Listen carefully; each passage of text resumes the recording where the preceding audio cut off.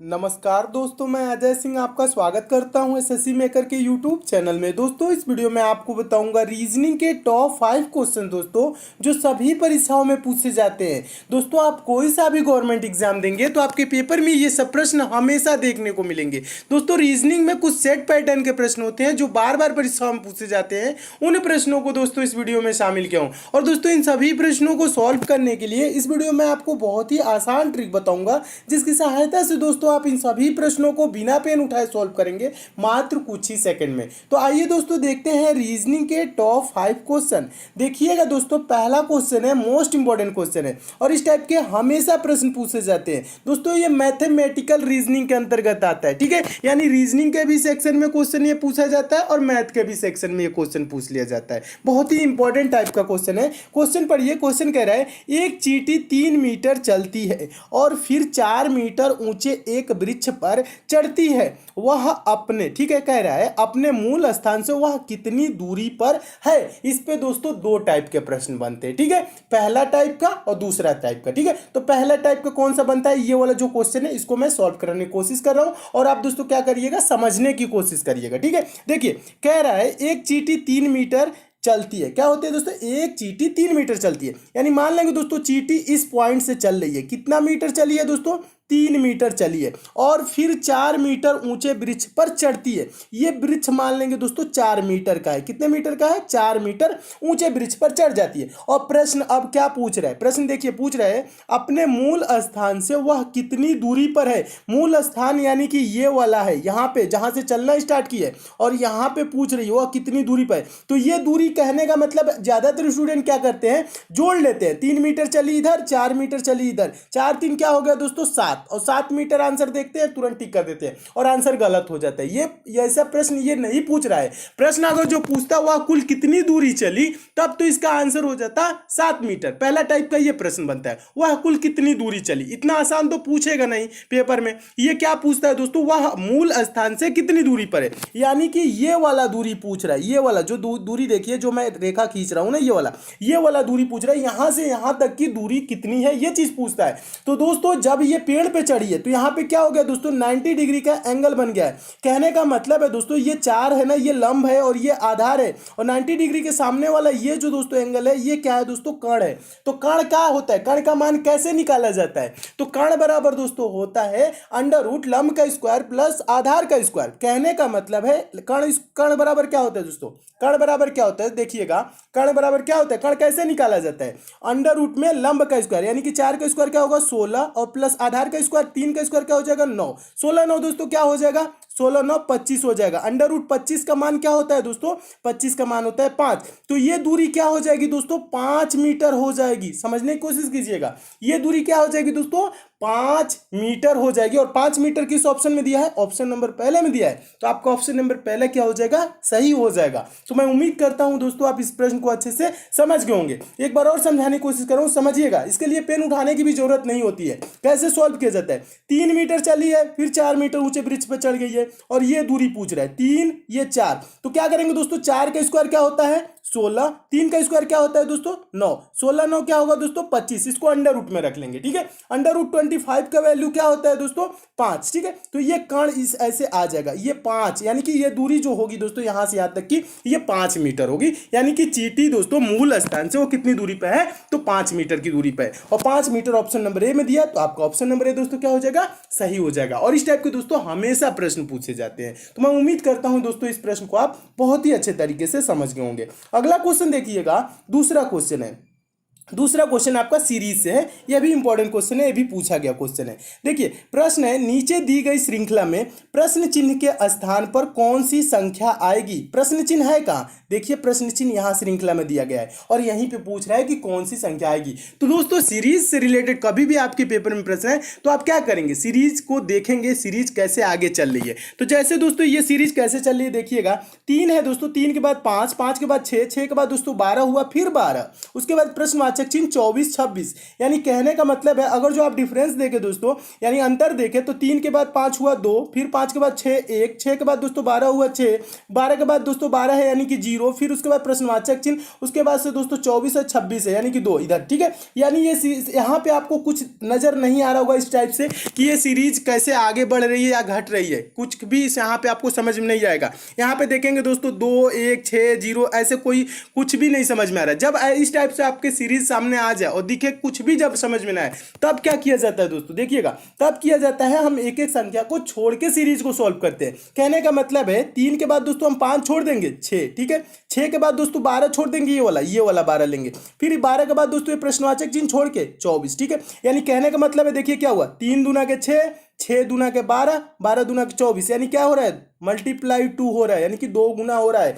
3 दूना के 6, 6 दूना के 12, 12 दूना के 24। ठीक है, अब देखिए अब क्या करेंगे, दूसरा जो बचा है बीच वाला उसे हम लेके चलेंगे। कहने का मतलब है 5 के बाद दोस्तों 12 हुआ, यानी क्या हुआ है दोस्तों, 5 के बाद 12 यानी कि यहाँ पे मल्टीप्लाई नहीं हो रहा है, जुड़ा है। कितना जुड़ा है दोस्तों, 5 में 7 जोड़ेंगे तो 12 हो जाएगा, यानी 7 जुड़ा है। 12 के बाद दोस्तों क्या होगा, इसमें भी 7 अगर जो जोड़ दे तो यहाँ पे दोस्तों क्या हो जाएगा, 19 हो जाएगा, और 19 के बाद दोस्तों 7 जोड़ दे तो क्या हो जाएगा दोस्तों, 26 हो जाएगा, और 26 यहाँ पे दिया हुआ है, तो यहाँ पे प्रश्नवाचक चिन्ह पे भरी जाने वाली संख्या क्या हो जाएगी, 19 हो जाएगा। और 19 किस ऑप्शन में दिया है, तो ऑप्शन नंबर पहले में दिया है, तो आपका ऑप्शन नंबर पहले दोस्तों क्या हो जाएगा, सही हो जाएगा। तो इस टाइप से सीरीज आपको एकदम अच्छे से समझ में आ गई होगी, और ये सीरीज कैसे चली है पूरा आपको क्लियर हो गया होगा। तो मैं उम्मीद करता हूं दोस्तों आप इस प्रश्न को बहुत ही अच्छे तरीके से समझ गए होंगे। क्या किया जाता है दोस्तों, जब सीरीज ना समझ में आए तो एक एक संख्या को छोड़ के सॉल्व किया जाता है, तब सीरीज समझ में आने लगती है। ठीक है, और इसका आंसर क्या हो जाएगा, 19 हो जाएगा।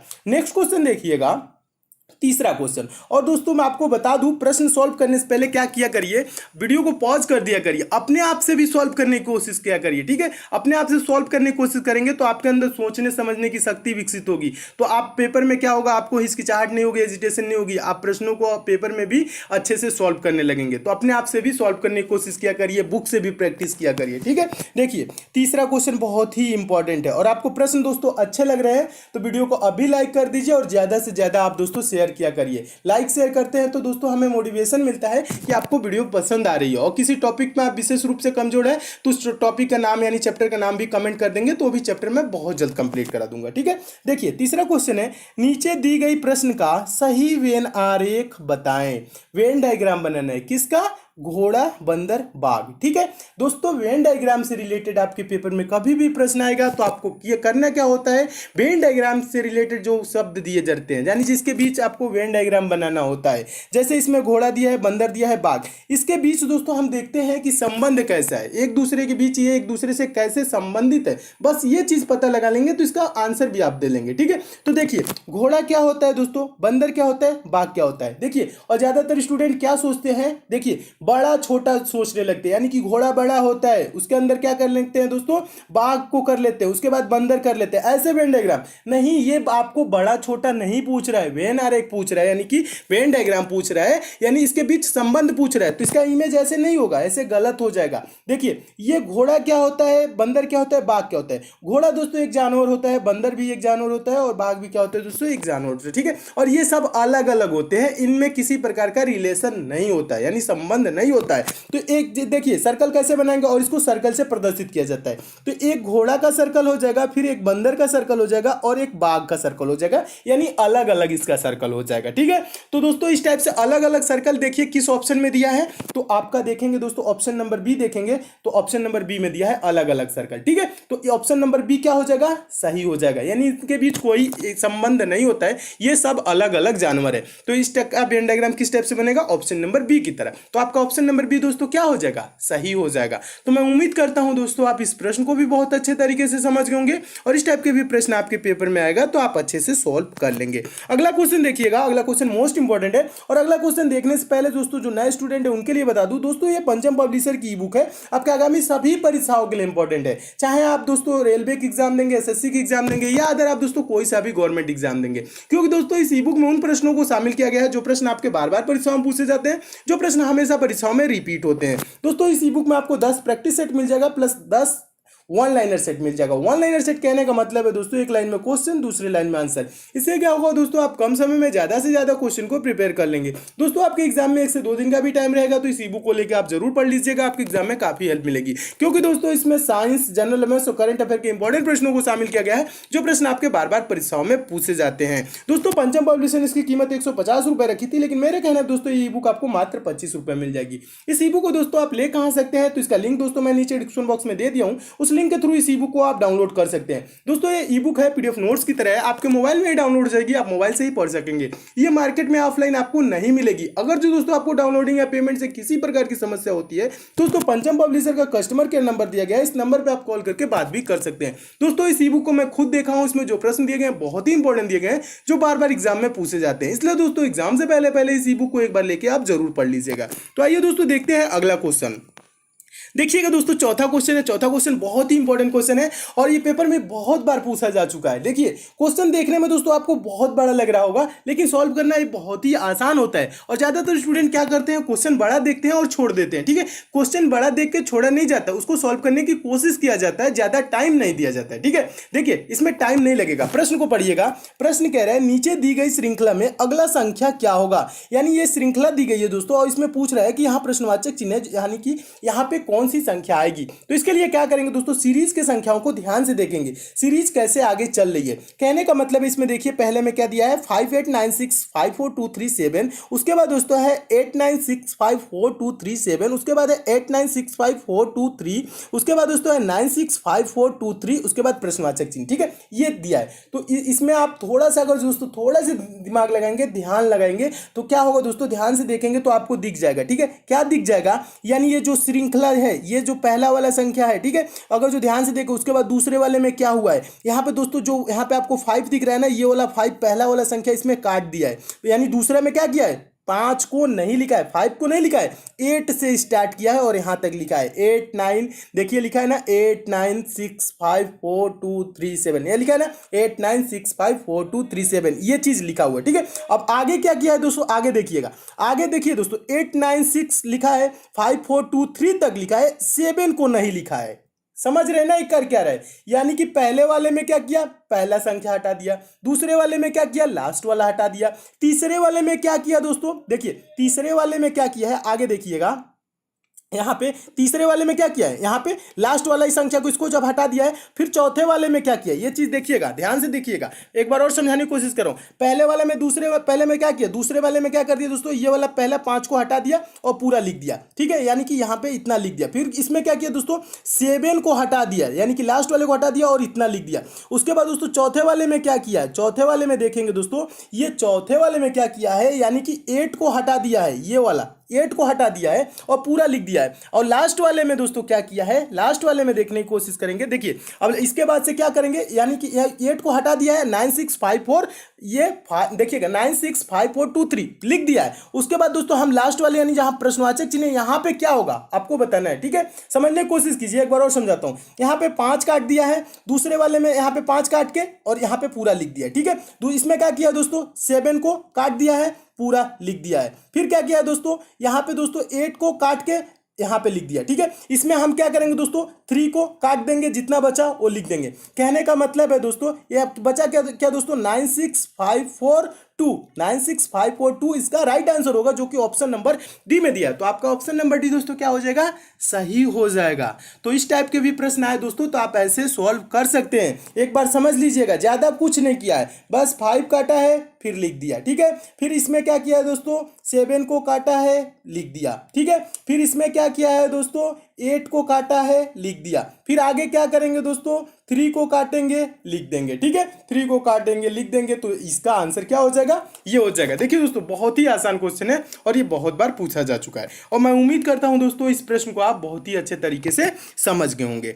नेक्स्ट क्वेश्चन देखिएगा दोस्तों, 5वां क्वेश्चन कैलेंडर से है और मोस्ट इंपॉर्टेंट क्वेश्चन है, और रेलवे एग्जाम में ये प्रश्न पूछा जा चुका है। देखिए क्वेश्चन क्या कह रहा है, यदि 30 जनवरी 2013 गुरुवार रहा हो, गुरुवार मतलब क्या होता है दोस्तों, बृहस्पतिवार होता है। ठीक है, बृहस्पतिवार रहा हो तो 2 मार्च 2013 को कौन सा दिन था, ये चीज पूछ रहा है। तो दोस्तों इस टाइप के प्रश्नों को कैसे सॉल्व किया जाता है, देखिए अगर जो इस टाइप के प्रश्न आए तो आपको किया जाता है, करना क्या होता है दोस्तों, करना क्या चाहिए। देखिए 30 जनवरी 2013 से 2 मार्च 2013 तक हम दिन निकालेंगे, कितने दिन होंगे, ठीक है, ये चीज इनके बीच की दिन निकालेंगे। तो देखिए यहाँ पे आप करना क्या है, 30 जनवरी यानी कि जनवरी टोटल कितने दिन का होता है दोस्तों, जनवरी कितने दिन का होता है, 31 दिन का होता है। जनवरी कितने दिन का होता है, 31 दिन। और 30 दिन तो बीत गया, बचा इसमें कितना दिन दोस्तों, एक दिन। फेब्रुवरी कितने दिन का होता है दोस्तों, 28 या 29 दिन का।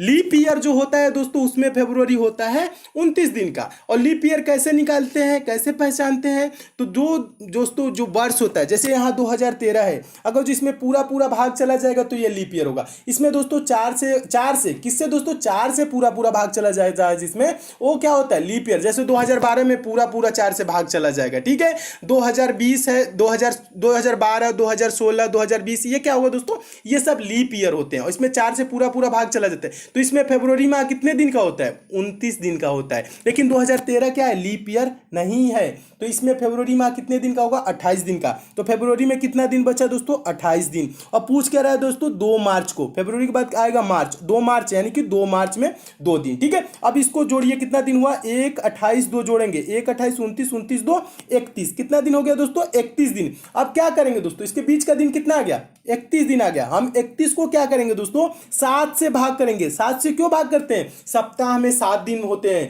प्रत्येक सप्ताह के बाद वही दिन रिपीट करने लगता है, इसलिए दोस्तों क्या करते हैं, 7 से भाग करेंगे। 31 को दोस्तों 7 से भाग करेंगे तो क्या होगा, 7 चौक 28 हो जाएगा। और यहाँ पे शेषफल में क्या बचेगा, शेष क्या बचेगा, 31 में से 28 घटाएंगे तो क्या हो जाएगा, 3 बचेगा। ये जो 3 दिन बचा ना, इसी को क्या करेंगे, गुरुवार में जोड़ देंगे। गुरुवार यानी कि बृहस्पतिवार में 3 दिन जोड़ेंगे। एक दिन जोड़ेंगे तो क्या होगा दोस्तों, शुक्रवार। 2 दिन जोड़ेंगे, शनिवार। तीसरा दिन जोड़ेंगे, रविवार। रविवार किस ऑप्शन में दिया है, तो ऑप्शन नंबर डी में दिया है, तो आपका ऑप्शन नंबर डी दोस्तों क्या हो जाएगा, सही हो जाएगा। तो मैं उम्मीद करता हूं दोस्तों इस प्रश्न को भी आप अच्छे से समझ गए होंगे, और इस टाइप के भी प्रश्न आएगा तो आपके पेपर में कभी भी पूछा जाएगा तो आप सॉल्व कर लेंगे। ज्यादा कुछ नहीं किया जाता है, बस इनके बीच का दिन देखा जाता है, टोटल कितने दिन है। जैसे इसमें एक दिन बचा जनवरी में, फरवरी में 28 दिन बचा। देखिए बिना पेन उठाए भी सॉल्व कर सकते हैं। देखिए क्या बचा दोस्तों, जनवरी में कितना दिन बचा, एक दिन। फरवरी में कितना दिन है, 28 दिन। मार्च में किस मार्च को पूछ रहा है, 2 मार्च को, 2। इसको जोड़ लेंगे बस यही, ठीक है। जोड़ेंगे 1, 28, 2 क्या हो जाएगा दोस्तों, 31 हो जाएगा। और 31 को दोस्तों क्या करेंगे, 7 से भाग करेंगे। किससे भाग करेंगे दोस्तों, 31 को 7 से भाग करेंगे तो 7 चौक क्या हो जाएगा दोस्तों, 28 हो जाएगा। और यहाँ पे शेष में क्या बचेगा, 3 दिन। जो शेष में दोस्तों बचता है वही हम इसमें जोड़ देते हैं गुरुवार में। गुरुवार में 3 दिन जोड़ेंगे तो हो जाएगा रविवार, इसका रविवार। अगर जो दोस्तों शेष में कुछ भी ना बचे, जीरो बचे, जीरो भी कभी बचता है, ठीक है, तो यानी कि वही दिन होगा, गुरुवार ही होगा। जीरो भी बचता है तो आप कंफ्यूज ना होइएगा, ठीक है।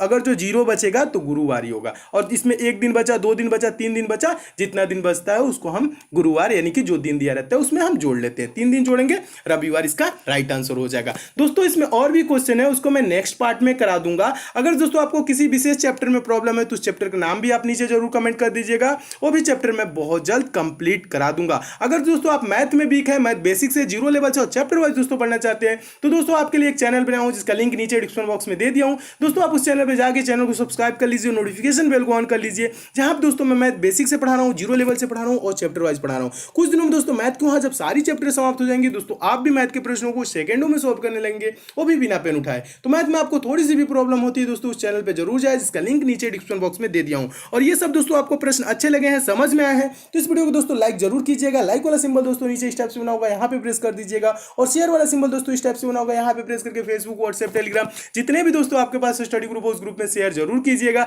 जो दोस्त इस चैनल पे नए हैं, जिनको दोस्तों हमारे वीडियोस की डेली नोटिफिकेशन नहीं मिलती, नीचे दोस्तों रेड कलर के इस टाइप से सब्सक्राइब लिखा हो दोस्तों, यहाँ पे आप क्लिक करके चैनल के साथ जुड़ जाइए। और बगल में दोस्तों बेल आइकन का सिंबल बनेगा दोस्तों, ये नोटिफिकेशन बेल आइकन होता है, इसे प्रेस करके ऑन कर लेंगे तो ये इस टाइप से दिखने लगेगा। जब ये दोस्तों इस टाइप से दिखेगा तो आपको डेली सारे वीडियोस की नोटिफिकेशन यानी आप तक मैसेज जाएगा। तो दोस्तों सब्सक्राइब और बेल आइकन पे प्रेस जरूर कीजिएगा। तो मिलते हैं दोस्तों अगले वीडियो में और भी इंपॉर्टेंट प्रश्नों के साथ, तब तक के लिए दोस्तों धन्यवाद।